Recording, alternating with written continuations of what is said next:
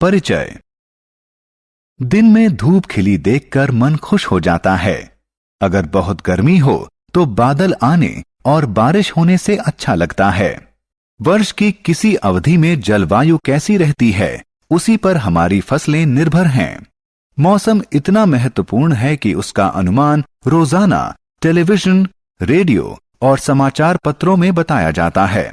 आइए मौसम और जलवायु के बारे में और जानें। उद्देश्य। इस पाठ के अंत में आप निम्न करने में सक्षम हो जाएंगे: मौसम और जलवायु के बारे में बताना, मौसम की रिपोर्ट समझना। मौसम।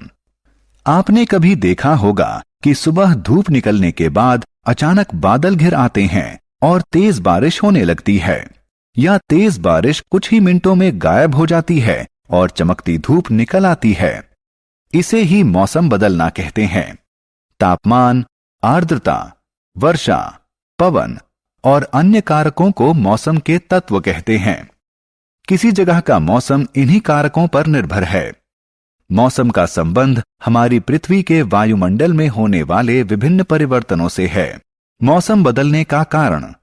मौसम इतनी जटिल प्रक्रिया है कि यह बहुत थोड़े समय में अपना रूप बदल सकता है।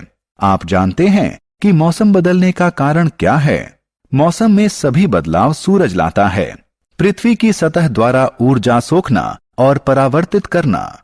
महासागर और वायुमंडल किसी जगह का मौसम तय करने में महत्वपूर्ण भूमिका निभाते हैं।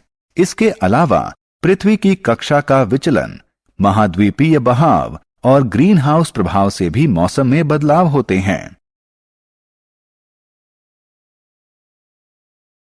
मौसम की रिपोर्ट। राशेल अखबार में मौसम की रिपोर्ट पढ़ रहा है। आप भी मौसम की रिपोर्ट देखिए। रिपोर्ट में आप देख सकते हैं कि तारीख, महीना और दिन तालिका की पहली पंक्ति में है। दूसरी पंक्ति में उस दिन का मौसम बताया गया है। तीसरी पंक्ति में दिन का न्यूनतम और अधिकतम तापमान दिखाया गया है। अधिकतम और न्यूनतम तापमान विशेष थर्मोमीटरों से रिकॉर्ड किया जाता है, जिन्हें अधिकतम और न्यूनतम थर्मामीटर कहते हैं। तालिका की चौथी पंक्ति में सापेक्ष आर्द्रता बताई गई है। आर्द्रता हाइग्रोमीटर से नापी जाती है। मौसम की रिपोर्ट में कभी कभी वर्षा की मात्रा भी दी जाती है। वर्षा की मात्रा मापन का यंत्र वर्षा मापी यानी रेन गॉज कहलाता है। जलवायु। आइए अब जानते हैं कि जलवायु और मौसम में क्या अंतर है। लंबे समय में, मान लीजिए 25 वर्ष में, मौसम का औसत रूप उस जगह की जलवायु कहलाता है। अगर किसी जगह का तापमान अधिकतर समय ऊंचा रहता है तो उसकी जलवायु गर्म कहलाती है।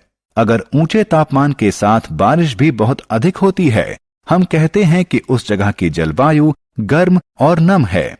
जलवायु की स्थितियां रिकॉर्ड करने के लिए किसी एक जगह के लिए एक महीने के औसत तापमान की गणना 2 चरणों में की जाती है। पहले उस महीने में दर्ज औसत तापमान की गणना की जाती है। उसके बाद कई वर्षों के उन औसत तापमानों का औसत निकाला जाता है। सारांश। आइए हमने जो कुछ सीखा है उसे संक्षेप में दोहराएं। तापमान, आर्द्रता, वर्षा, पवन की गति आदि की दृष्टि से वायुमंडल की दिन प्रतिदिन की स्थिति को उस जगह का मौसम कहते हैं।